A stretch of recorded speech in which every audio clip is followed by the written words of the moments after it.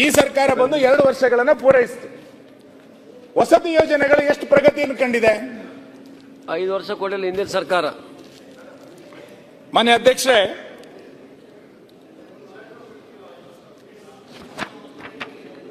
ಹಿಂದಿನ ಸರ್ಕಾರದಲ್ಲಿ ಒಂದು ಮನೆ ಕೊಟ್ಟಿಲ್ಲ. ಸಿದ್ದರಾಮಯ್ಯ 13 ಮನೆ ಕೊಟ್ಟಲ್ಲ, 15 ಲಕ್ಷ ಮನೆ ಕೊಟ್ಟಿದ್ದಾರೆ. ಅವ್ರು ಈಗಿನ ವಿಷಯ ಹೇಳ್ತಾರೆ. ಅವರೇ ಹಿಂದಿನ ಏನ್ ಮಾಡಿ ಆಯ್ತು, ಲಕ್ಷ ಗಟ್ಟಲೆ ಮನೆ ಕೊಟ್ಟರಲ್ಲ ಸರ್. ಅದೇ ಗೊತ್ತೇನು ಮತ್ತೆ. ಮಾನ್ಯ ಅಧ್ಯಕ್ಷರೇ, ಮಾನ್ಯ ಹೇಳ್ತಾರೆ, ಒಂದು ಪ್ರಶ್ನೆ ಕೇಳಿದ್ದಾರೆ, ಅದಕ್ಕೆ ಆನ್ಸರ್ ಕೊಟ್ಟಿದ್ದಾರೆ. ವಸತಿ ಯೋಜನೆ ಲಕ್ಷ್ಮಣ್ ಸೋದರ ಪ್ರಶ್ನೆಗೆ ಅವರು ವಸತಿ ಯೋಜನೆಗಳಲ್ಲಿ ಬೆಳಗಾವಿ ಅಥಣಿ ಕ್ಷೇತ್ರಕ್ಕೆ ಎಷ್ಟು ಕೊಟ್ಟಿದ್ದಾರೆ ಅಂತ ಕೇಳ್ತಾ, ಆಮೇಲೆ ಯಾವಾಗ ಮಂಜೂರಾತಿ ಮಾಡಲಾಗುವುದು, ಇದುವರೆಗೆ ಮಂಜೂರಾತಿ ಮಾಡಲು ಕಾರಣಗಳೇನು ಅಂತ ಕೇಳಿದ್ದಾರೆ. ಅದಕ್ಕೆ ಅವ್ರು ಕೊಟ್ಟರೆ ಉತ್ತರ ಏನು ಅಂತಂದ್ರೆ 2023-24 2024-25ರಲ್ಲಿ ಹೊಸ ಮನೆಗಳ ಗುರಿಯನ್ನ ನಿಗದಿಪಡಿಸಿರುವುದಿಲ್ಲ. ಮುಂಬರುವ ಆಯವ್ಯಯದಲ್ಲಿ ನಿಗದಿಪಡಿಸಿರಬಹುದಾದಂತ ಹೊಸ ಮನೆಗಳಿಗೆ ಗುರಿಗೆ ಅನುಗುಣವಾಗಿ ನಿಯಮಾನುಸಾರ ಮಂಜೂರಾತಿ ಮಾಡಬಹುದು ಅಂತ. 2 ವರ್ಷದಲ್ಲಿ ಈ ಸರ್ಕಾರ ಒಂದು ಮನೆಯನ್ನು ಕೊಡ್ಲಿಲ್ಲ. ಅಧ್ಯಕ್ಷರೇ,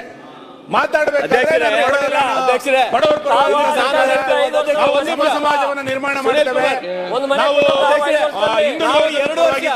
ನಿಮ್ಮ ಕೊರೋನಾ 2 ವರ್ಷದಲ್ಲಿ ಒಂದು ಮನೆಯನ್ನು ಸರ್ಕಾರ ಕೊಡಲಿಲ್ಲ.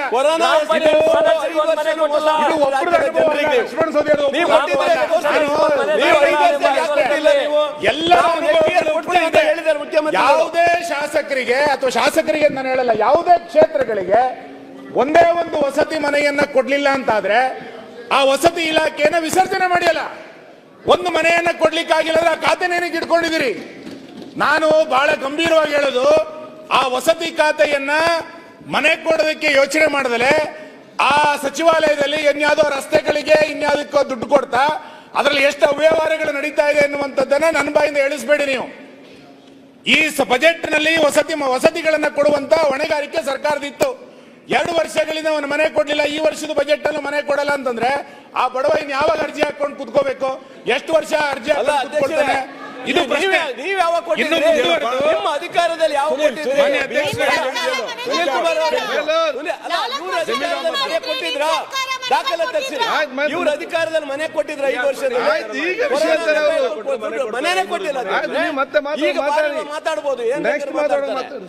ಮಾನ್ಯ ಅಧ್ಯಕ್ಷರೇ, ವಸತಿ ಇಲಾಖೆಯ ಬಗ್ಗೆ ಅಲ್ಲಿ ಭ್ರಷ್ಟಾಚಾರ ಆಗಿದೆಯೋ ಅಥವಾ ಬಹಳ ಒಳ್ಳೇದು ನಡೀತಾ ಇದೆಯೋ ಅಂತೇಳಿ ಬಿಜೆಪಿ ಶಾಸಕರು ಹೇಳುವಂತ ಅಗತ್ಯ ಇಲ್ಲ. ಕಾಂಗ್ರೆಸ್ ಶಾಸಕರೇ ಹೆಂಗ್ ಹೇಳಿದ್ದಾರೆ ಅಂತ ಗೊತ್ತಿದೆ. ಅದು ನಿಮಗೆ ಹೆಂಗ್ ಎನ್ಕ್ವೈರಿ ಮಾಡಿದ್ದಾರೆ ಅಂತ ಗೊತ್ತಿದೆ. ಮತ್ತೊಂದು ಬಹಳ ವಿಚಿತ್ರ ಅಂದ್ರೆ, ಈ ಸರ್ಕಾರದಲ್ಲಿ ಅನುದಾನ ಕೊಟ್ಟಿಲ್ಲ, ಅನುದಾನ ಕೊಡಿ ಅಂತ ಕಾಂಗ್ರೆಸ್ ಶಾಸಕರು ಯಾರು ಹೇಳ್ಬಿಟ್ರೆ ಅವರಿಗೆ ನೋಟಿಸ್ ಕೊಡ್ತಾರೆ. ಸರ್ಕಾರ ಸರಿ ಇಲ್ಲ ಅಂತ ಟೀಕೆ ಮಾಡಿದ್ರೆ ಪತ್ರಿಕೆಗಳಿಗೆ ಅಡ್ವರ್ಟೈಸ್ಮೆಂಟ್ ನಿಲ್ಲಿಸ್ಬಿಡ್ತಾರೆ. ವಿರೋಧ ಪಕ್ಷದವರು ಮಾತಾಡಿದ್ರೆ ಇನ್ಯಾವುದಾದ್ರು ವಿಷಯಗಳನ್ನು ತೆಗೆದುಕೊಂಡು ಬಂದು ವಿರೋಧ ಪಕ್ಷ ಕಟ್ಟೆ ಹಾಕುವಂತ ಪ್ರಯತ್ನ ಮಾಡ್ತಾರೆ. ಸರ್ಕಾರವನ್ನ ಟೀಕೆ ಮಾಡದಲೇ ಇರುವಂತ ಪರಿಸ್ಥಿತಿ ಇವತ್ತು ಆಡಳಿತ ಪಕ್ಷದವರಿಗೂ ಹೋಗಿದೆ, ಪತ್ರಿಕೆನವರಿಗೂ ಹೋಗಿದೆ. ಯಾಕೆಂದ್ರೆ ಅವ್ರಿಗೆ ಜಾಹೀರಾತು ಬರಲ್ಲ, ಜಾಹೀರಾತು ಕಟ್ ಮಾಡಿದ್ದಾರೆ. ಯಾವ ಪತ್ರಿಕೆ ಟೀಕೆ ಮಾಡಿದ್ರೆ ಅವ್ರಿಗೆ ಜಾಹೀರಾತು ಇಲ್ಲ, ಯಾವ ಶಾಸಕ ಟೀಕೆ ಮಾಡ್ತಾರೋ ಅವ್ರಿಗೆ ನೋಟಿಸ್ ಕೊಡ್ತಾರೆ. ಇಂಥ ಪರಿಸ್ಥಿತಿ ಈ ಸರ್ಕಾರದಲ್ಲಿದೆ. ಹಾಗಾಗಿ ನಾನು ಮನೆಗಳಿಲ್ಲ ಅಂತಿರಲ್ಲ, ಪ್ರಧಾನಮಂತ್ರಿ ಆವಾಸ್ ಯೋಜನೆ ಅಂತ ತಂದು ನೀವು ಎಷ್ಟು ಲೈಸೆನ್ಸ್ಗಳು ಕ್ಯಾನ್ಸಲ್ ಆಯ್ತು. ಮನೆಗಳು ಅದ್ರ ಬಗ್ಗೆ ಕೊಡರು ಯಾರೀ ಶೇರಿಂಗ್ ಕೊಡಲ್ಲ? ಪ್ರಧಾನಮಂತ್ರಿ ಆವಾಸ್ ಯೋಜನೆಗೆ ಶೇರಿಂಗ್ ಕೊಡರು ಮನೆಗಳಲ್ವಾ? ಈಗ ಸಭಾಧ್ಯಕ್ಷರು ಸ್ವಾಗತ ಮಾಡಬೇಕು, ಸರ್ಕಾರ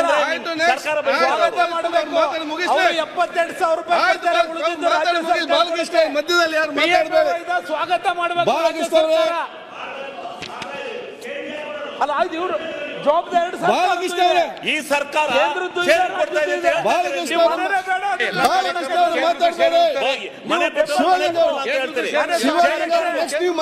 ವಿಚಾರದಲ್ಲಿ ಆಡಳಿತ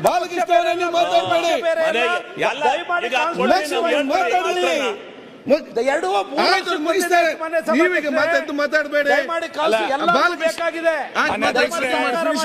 ಅಲ್ಲ, ನಾನು ಅದನ್ನ ಇಲ್ಲ, ಮನೆಯಲ್ಲಿದ್ದೀನಿ, ನಾನು ಬರ್ತೀನಿ.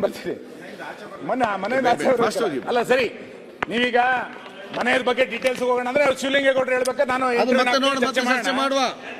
ಮಾನ್ಯ ಅಧ್ಯಕ್ಷರೇ, ಬರೀ ದೋಷ ಮಾಡೋದ ಚರ್ಚೆ. ಮಾನ್ಯ ಅಧ್ಯಕ್ಷರೇ, ನೀವು ನಿಗಮ ಮಂಡಳಿಗಳ ವಿಷಯಕ್ಕೆ ಬರ್ತೇನೆ. ನಾನು ನಿಗಮ ಮಂಡಳಿಗಳ ವಿಷಯಕ್ಕೆ ಈ ಸರ್ಕಾರದಲ್ಲಿ ನಿಗಮ ಮಂಡಳಿಗಳಿಗೆ ಎಷ್ಟೆಷ್ಟು ಅನುದಾನಗಳನ್ನು ಕೊಟ್ಟಿದ್ದಾರೆ ಅಂತ. ಯಾವ ನಿಗಮ ಮಂಡಳಿಗಳಿಗೆ ನ್ಯಾಯ ಕೊಟ್ಟಿದೆ ಹೇಳಿ ಈ ಸರ್ಕಾರ? ಅಂಬೇಡ್ಕರ್ ಅಭಿವೃದ್ಧಿ ನಿಗಮ 2022-23 ಬಿಜೆಪಿಯ ಕಾಲದಲ್ಲಿ 60 ಕೋಟಿ, 24-25 ಈ ಸರ್ಕಾರ ಬಂದ ನಂತರ 40 ಕೋಟಿ, ಈ ವರ್ಷ 50 ಕೋಟಿ. BR ಅಂಬೇಡ್ಕರ್ ನಿಗಮ ನಮ್ಮ ಸರ್ಕಾರದಲ್ಲಿ 100 ಕೋಟಿ, ಇವ್ರ ಸರ್ಕಾರದಲ್ಲಿ ಕಳೆದ ವರ್ಷ 45 ಕೋಟಿ, ಈ ವರ್ಷ 56 ಕೋಟಿ. ತಾಂಡಾ ಅಭಿವೃದ್ಧಿ ನಿಗಮ ನಮ್ಮ ಸರ್ಕಾರದಲ್ಲಿ 110 ಕೋಟಿ, ಇವ್ರ ಸರ್ಕಾರದಲ್ಲಿ 60 ಕೋಟಿ, ಈ ವರ್ಷ 75 ಕೋಟಿ. ಆದಿ ಜಾಂಬವ ನಿಗಮ ನಮ್ಮ ಸರ್ಕಾರದಲ್ಲಿ 100 ಕೋಟಿ, ಇವ್ರ ಸರ್ಕಾರದಲ್ಲಿ 50 ಕೋಟಿ, ಈ ವರ್ಷ 62 ಕೋಟಿ. ಒಟ್ಟು ನಿಗಮಗಳ ಪರಿಶಿಷ್ಟ ಜಾತಿ ಕಲ್ಯಾಣದಲ್ಲಿ ಎಲ್ಲ ನಿಗಮಗಳ ಮುಖಾಂತರ ನಮ್ಮ ಸರ್ಕಾರದಲ್ಲಿ 1280 ಕೋಟಿ ಕೊಟ್ಟಿದ್ರೆ, ಇವ್ರ ಸರ್ಕಾರದಲ್ಲಿ 1115 ಕೋಟಿ ರೂಪಾಯಿಯನ್ನ ಮಾತ್ರ ನಿಗಮ ಮಂಡಳಿಗಳಿಗೆ ಕೊಟ್ಟಿರೋದು. ಎಲ್ಲ ನಿಗಮಗಳ ಅನುದಾನವನ್ನ ಬಹಳ ದೊಡ್ಡ ಪ್ರಮಾಣದಲ್ಲಿ ಈ ಸರ್ಕಾರ ಕಟ್ ಮಾಡಿಬಿಟ್ಟಿದೆ. ಯಾವುದರಲ್ಲೂ ಕೂಡ ಅನುದಾನ ಕೊಡ್ಲಿಕ್ಕೆ ಈ ಸರ್ಕಾರದಲ್ಲಿ ತಯಾರಿಲ್ಲ. ಅಭಿವೃದ್ಧಿಯ ಬಗ್ಗೆ ಯೋಚನೆಯನ್ನೇ ಮಾಡದಲೇ ಇರುವಂತ ಒಂದು ಅಭಿವೃದ್ಧಿ ವಿರೋಧಿಯಾದಂತ ಸರ್ಕಾರ ಇದು. ಮಾನ್ಯ ಅಧ್ಯಕ್ಷರೇ, ಮಾತಾಡಬೇಕಾದ್ರೆ ವರದಿಗಳಲ್ಲಿ ಬುಕ್ ಅಡ್ಜಸ್ಟ್ಮೆಂಟ್ಗಳಲ್ಲಿ ಬಹಳ ದೊಡ್ಡದನ್ನ ಹೇಳ್ಬೋದು. ನಮ್ದು ಹಾಗಾಗಿದೆ ಹೀಗಾಗಿದೆ ಅಂತ ಹೇಳ್ತಾರೆ. ಬುಕ್ ಅಡ್ಜಸ್ಟ್ಮೆಂಟ್ ಚೆನ್ನಾಗಿ ಮಾಡ್ತಾರೆ, ಏನು ತೊಂದರೆ ಇಲ್ಲ. ಆದ್ರೆ ಸರ್ಕಾರದ ನಿಯಮಗಳು, ಸರ್ಕಾರದ ಸುತ್ತೋಲೆಗಳು, ಸರ್ಕಾರದ ಅಧಿಕಾರಿಗಳು ಬೇರೆ ಬೇರೆ ರೀತಿಯಾದಂತಹ ಕಾನೂನುಗಳನ್ನು ತರ್ತಾ ಎಷ್ಟು ದೊಡ್ಡ ಪ್ರಮಾಣದಲ್ಲಿ ಕಲ್ಯಾಣ ಕರ್ನಾಟಕದಲ್ಲಿ ಜನ ಗುಳೆ ಹೋಗ್ತಾ ಇದ್ದಾರೆ. ಕರಾವಳಿ ಕರ್ನಾಟಕದಲ್ಲಿ ಕೆಂಪು ಕಲ್ಲು, ಮರಳು, 9/11 ಸಮಸ್ಯೆ, ಈ ಎಲ್ಲ ಸಮಸ್ಯೆಗಳ ಕಾರಣಕ್ಕೆ ಕೂಲಿ ಕಾರ್ಮಿಕರು ಎಷ್ಟು ಜನ ಕೂಲಿ ಕಳ್ಕೊಂಡಿದ್ದಾರೆ. ಯಾರಿಗೂ ಕೆಲಸ ಇಲ್ಲದೆ ಇರುವಂತಹ ಪರಿಸ್ಥಿತಿ ಇವತ್ತು ಇಡೀ ಕರ್ನಾಟಕ ರಾಜ್ಯದಲ್ಲಿ ನಿರ್ಮಾಣ ಆಗಿದೆ. ಕೂಲಿ ಕಾರ್ಮಿಕ ಕೂಲಿ ಕಳ್ಕೊಂಡಿದ್ದಾನೆ ಅಂತಂದ್ರೆ ಅವನಿಗೆ ದುಡಿಲಿಕ್ಕೆ ಆಗ್ತಾ ಇಲ್ಲ ಅಂತ ಅರ್ಥ. ಈ ದುಡಿಲಿಕ್ಕೆ ಸರ್ಕಾರ ಇಲ್ಲ ಒಂದು ಕಡೆ ಅವಕಾಶ ಮಾಡಿಕೊಡ್ತಾ ಇಲ್ಲ ಅಂತ ಅರ್ಥ. ಇದನ್ನ ಯಾಕೆ ಸರ್ಕಾರ ಇವತ್ತು ಅರ್ಥ ಮಾಡ್ಕೊಳ್ತಾ ಇಲ್ಲ? ಇದನ್ನ ಇವತ್ತು ಯೋಚನೆ ಮಾಡಬೇಕಾದಂತ ಅಗತ್ಯತೆ ಇದೆ ಅಂತ ನಾನು ಅನ್ಕೊಳ್ತೇನೆ. ಇನ್ನು ಬಜೆಟ್ ನಲ್ಲಿ ಈ ಬಜೆಟ್ ಅಲ್ಲ, ಕಳೆದ ಬಜೆಟ್ ನಲ್ಲಿ ಸರ್ಕಾರ ಹೇಳಿತ್ತು, ನಾವು ಕರ್ನಾಟಕದಲ್ಲಿರುವಂತಹ KPSC ಶಾಲೆಗಳನ್ನ, ಹೊಸ ಶಾಲೆಗಳನ್ನ ತೆಗೆದುಕೊಂಡು ಬರ್ತೇವೆ ಮತ್ತು KPSC ಶಾಲೆಗಳನ್ನ ಬಹಳ ದೊಡ್ಡ ಪ್ರಮಾಣದಲ್ಲಿ ಅಭಿವೃದ್ಧಿ ಮಾಡ್ತೇವೆ ಅಂತ. ಒಂದೊಂದು ತಾಲೂಕಿನಗಳಿಂದ 5 KPSC ಶಾಲೆಗಳನ್ನ ಗುರುತು ಮಾಡ್ತು ಸರ್ಕಾರ. ನಾನು ಬಹಳ ನಿರೀಕ್ಷೆ ಮಾಡಿದ್ದೆ, KPSC ಶಾಲೆಗಳಿಗೆ 5 ಕೋಟಿ ರೂಪಾಯಿ ಕೊಡ್ತಾರೆ, ಒಂದೊಂದು ಗ್ರಾಮಗಳಿಗೆ ಒಂದೊಂದು ಒಳ್ಳೆಯ ಸರ್ಕಾರಿ ಶಾಲೆಗಳಾಗುತ್ತೆ ಅಂತ. 2 ವರ್ಷ ಆಯ್ತಲ್ಲ ಮಾನ್ಯ ಅಧ್ಯಕ್ಷರೇ, ಯಾವ KPSC ಶಾಲೆಗಳಿಗೆ ದುಡ್ಡು ಕೊಟ್ಟಿದ್ದಾರೆ ಅಂತ ಹೇಳಿ.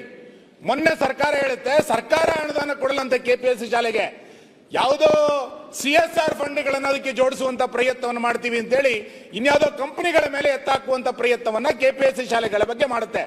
ಸರ್ಕಾರಕ್ಕೆ ಇಚ್ಛಾಶಕ್ತಿ ಇದ್ದಿದ್ರೆ ಸರ್ಕಾರಿ ಶಾಲೆಗಳನ್ನ ಮೇಲೆತ್ತಬೇಕು ಅಂತ ಯೋಚನೆ ಮಾಡಿದ್ರೆ KPSC ಶಾಲೆಗಳನ್ನ ದೊಡ್ಡ ಪ್ರಮಾಣದಲ್ಲಿ ಮೇಲೆತ್ತುವಂತ ಕೆಲಸವನ್ನು ಮಾಡಬಹುದಾಗಿತ್ತು. ಇದ್ರ ನಡುವೆ ಅಜೀಂ ಪ್ರೇಮ್ಜಿ ಸಂಸ್ಥೆನವರು ಮೊಟ್ಟೆ ಕೊಡ್ತಾ ಇದ್ರು. ಅವ್ರ ಆಶೆ ಇದ್ದಿದ್ದು 6 ದಿನಗಳ ಕಾಲ ಮೊಟ್ಟೆ ಕೊಡಬೇಕು ಅಂತೇಳಿ. ಸರ್ಕಾರ ಅದನ್ನು ಸರ್ವೆ ಮಾಡಲಿಲ್ಲ. ಅವರ ಸಂಸ್ಥೆನವರೇ ಸರ್ವೆ ಮಾಡಿ ಅವ್ರು ಇವತ್ತು ಸರ್ಕಾರಕ್ಕೆ ಕೊಟ್ಟಿದ್ದಾರೆ. ನಾವು ಕೊಡ್ತಾ ಇರುವಂತ ಮೊಟ್ಟೆಯ ನಿರ್ವಹಣೆ ಸರಿ ಇಲ್ದಲೆ ಪ್ರತಿ 6 ದಿನಗಳಲ್ಲಿ ಮೊಟ್ಟೆ ಹೋಗ್ತಾ ಇಲ್ಲ. ಸರ್ಕಾರಿ ಶಾಲೆಗಳಲ್ಲಿ ಕೇವಲ 3 ದಿನ ಮಾತ್ರ ಮೊಟ್ಟೆ ಹೋಗ್ತಾ ಇದೆ. ನಾವು ಕೊಡ್ತಾ ಇರುವಂತ ಅನುದಾನ ಎಲ್ಲೋ ಒಂದು ಕಡೆ ವ್ಯತ್ಯಾಸ ಆಗ್ತಾ ಇದೆ ಅಂತೇಳಿ ಅವ್ರು ಇವತ್ತು ಸರ್ಕಾರಕ್ಕೆ ಪತ್ರ ಬರೆದಿದ್ದಾರೆ. ಯಾರೋ ಒಬ್ಬ ದಾನದ ಮುಖಾಂತರ CSR ಮುಖಾಂತರ ಸರ್ಕಾರಿ ಶಾಲೆಗಳ ಮಕ್ಕಳಿಗೆ ಮೊಟ್ಟೆ ಕೊಡ್ಲಿಕ್ಕೆ ಹೊರಟಾಗ್ಲೂ ಕೂಡ ಸರ್ಕಾರ ಅದನ್ನ ನಿರ್ವಹಣೆ ಮಾಡೋದ್ರಲ್ಲಿ ವಿಫಲ ಆಗಿದೆ ಅಂತಂದ್ರೆ ಈ ಸರ್ಕಾರಕ್ಕೆ ಆದ್ಯತೆ ಯಾವುದು? ಸರ್ಕಾರಿ ಶಾಲೆಗಳಿಗೆ ಕಟ್ಟಡ ಕೊಡಲ್ಲ, ಶಿಕ್ಷಕರ ನೇಮಕಾತಿ ಮಾಡಲ್ಲ, ಹೊಸ ಮಕ್ಕಳು ಶಾಲೆಗಳಿಗೆ ಬರ್ಲಿಕ್ಕೆ ಬೇಕಾದಂತ ಆಕರ್ಷಣೀಯವಾದಂತ ವ್ಯವಸ್ಥೆಗಳಿಲ್ಲ.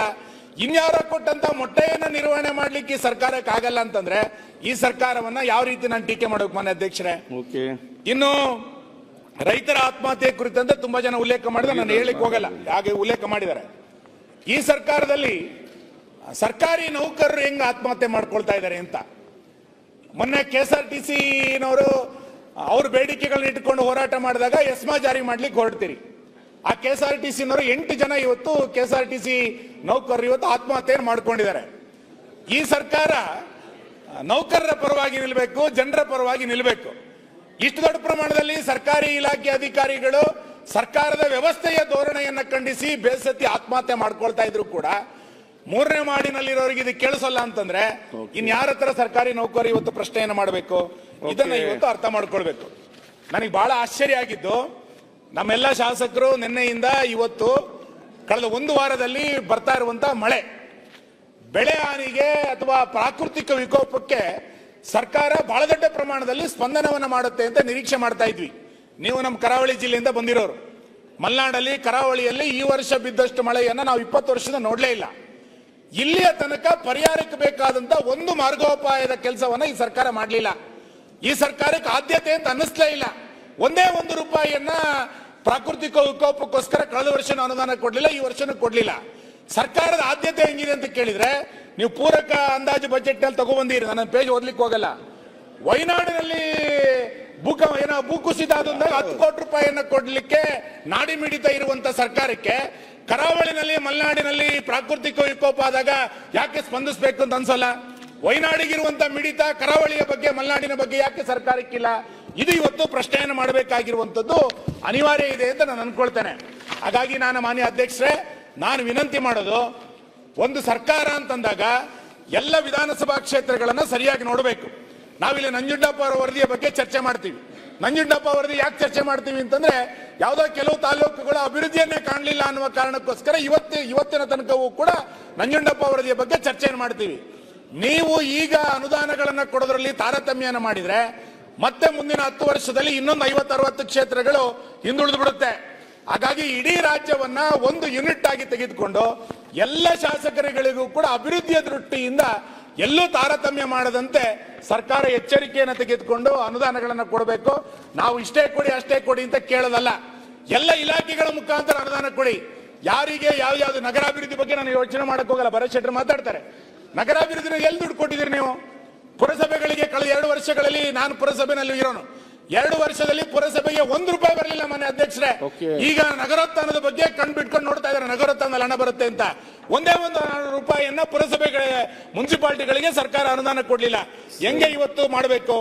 ಹಾಗಾಗಿ ನಾನು ಮಾನ್ಯ ಅಧ್ಯಕ್ಷರೇ, ಈ ಸರ್ಕಾರದಲ್ಲಿ ಉತ್ತರ ಕೊಡ್ಲಿಕ್ಕಿದೆಲ್ಲ ಕೊಡಿ. ಮಾನ್ಯ ಅಧ್ಯಕ್ಷರೇ, ಈ ಸರ್ಕಾರದಲ್ಲಿ ಅವ್ರಿಗೆ ಕುಡಿಯೋ ನೀರು ಕೊಟ್ಟಿದ್ದೀವಿ ದುಡ್ಡು. ಈ ಸರ್ಕಾರದಲ್ಲಿ ಅವ್ರ ಕಾನ್ಸ್ಟೆನ್ಸಿ ಕುಡಿಯೋ ನೀರು ಕೊಟ್ಟಿದ್ದೀವಿ ದುಡ್ಡು. ಈ ಸರ್ಕಾರದಲ್ಲಿ ಅವರೇ ಕ್ಲಿಯರ್ ಮಾಡಿಕೊಟ್ಟವ್ರು. ಜನ ಸುಖದಿಂದ ಇದ್ದಾರೆ ಅಂತ ಹೇಳಲಿಕ್ಕೆ ನಂಗೆ ನಾಚಿಕೆ ಆಗೋದಿಲ್ಲ. ಮೈಸೂರು ಒಡೆಯರ ಕಾಲದಲ್ಲಿ ಜನ ಸುಖದಿಂದ ಇದ್ರು ಅಂತ ಬಹಳ ಕೇಳ್ತಾ ಇದ್ವಿ ನಾವು. ಈಗ ಮೈಸೂರು ರಾಜರಿಗಿಂತ ನಮ್ಮ ಮುಖ್ಯಮಂತ್ರಿಗಳು ಬಹಳ ಒಳ್ಳೆಯ ಕೆಲಸ ಮಾಡ್ತಾ ಇದ್ದಾರೆ ಅಂತ ಹೇಳ್ತಿದ್ದಾರೆ. ಅವತ್ತಿನ ಕಾಲದ ಸುಖ ಇವತ್ತಿನ ಕಾಲ ಇಲ್ಲ. ಇಂಥ ಪರಿಸ್ಥಿತಿನಲ್ಲಿ ನೀವು ರಾಜ್ಯದ ಜನರ ಸುಖ ಸಂತೋಷವನ್ನ ಈ ಸರ್ಕಾರ ಕಿತ್ಕೊಂಡಿದೆ. ಗ್ಯಾರಂಟಿಯಿಂದ ಪರಿಶಿಷ್ಟ ಜಾತಿ ಪಂಗಡದ ಅನುದಾನಗಳನ್ನ ಡೈವರ್ಟ್ ಮಾಡಿ ಆ ಸಮುದಾಯದ ನಡುವೆ ಇವತ್ತು ಕಂದಕವನ್ನ ತರುವಂತ ಪ್ರಯತ್ನವನ್ನು ಮಾಡಿದಿರಿ. ಜಾತಿ ಗಣತಿ ವರದಿಯನ್ನ ಕಸದ ಬುಟ್ಟಿಗೆ ಬಿಸಾಕಿ ಹಿಂದುಳಿದ ವರ್ಗದವರ ಸುಖ ಶಾಂತಿಯನ್ನ ಕಿತ್ಕೊಳ್ಳುವಂತ ಪ್ರಯತ್ನವನ್ನು ಮಾಡಿದ್ದಾರೆ. ಗುತ್ತಿಗೆಯಲ್ಲಿ ಮುಸ್ಲಿಂ ಮೀಸಲಾತಿಯನ್ನು ತಂದು ಒಟ್ಟಾರೆ ಸಮಾಜದ ವಿಶ್ವಾಸದ ಸುಖವನ್ನ ಕಡಿಮೆ ಮಾಡುವಂತ ಪ್ರಯತ್ನವನ್ನ ಈ ಸರ್ಕಾರ ಮಾಡಿದೆ. ಸರ್ಕಾರದ ಅಭಿವೃದ್ಧಿಯ ಮುನ್ನೋಟ ಬಹಳ ದೊಡ್ಡ ಪ್ರಮಾಣದ ಗಾಳಿ ಗೋಪುರವನ್ನ ನಿರ್ಮಾಣ ಮಾಡಿದ್ರಿ. ಆದ್ರೆ ಮರಳಿನಲ್ಲಿ ಕಟ್ಟಿದಂತ ಮನೆ ಇದು. 2 ಬಜೆಟ್ಗಳು ಕೂಡ ಮರಳಿನಲ್ಲಿ ಕಟ್ಟಿದಂತ ಮನೆ. ಇದು ಎರಡೂ ಕೂಡ ಕುಸಿದು ಬೀಳುವಂತದ್ದು ಗ್ಯಾರಂಟಿ ಎನ್ನುವಂಥದ್ದು ಇವತ್ತು ಸ್ಪಷ್ಟ ಇದೆ. ಹಾಗಾಗಿ ನಾನು ಸರ್ಕಾರವನ್ನು ನಿಮ್ಮ ಮುಖಾಂತರ ಆಗ್ರಹ ಮಾಡೋದು, ಅಭಿವೃದ್ಧಿ ಚಟುವಟಿಕೆಗಳಿಗೆ ತಾರತಮ್ಯ ಮಾಡದೆ ಎಲ್ಲ ಇಲಾಖೆಗಳ ಅನುದಾನವನ್ನ ಸರ್ಕಾರ ಕೊಟ್ಟು ರಾಜ್ಯದ ಅಭಿವೃದ್ಧಿಗೆ ನೀವು ಸಹಕಾರವನ್ನ ಕೊಡಬೇಕು ಅನ್ನುವಂತ ವಿನಂತಿಯನ್ನು ಮಾಡ್ತೇನೆ. ಮಾನ್ಯ ಅಧ್ಯಕ್ಷರೇ, ನಮಸ್ಕಾರ.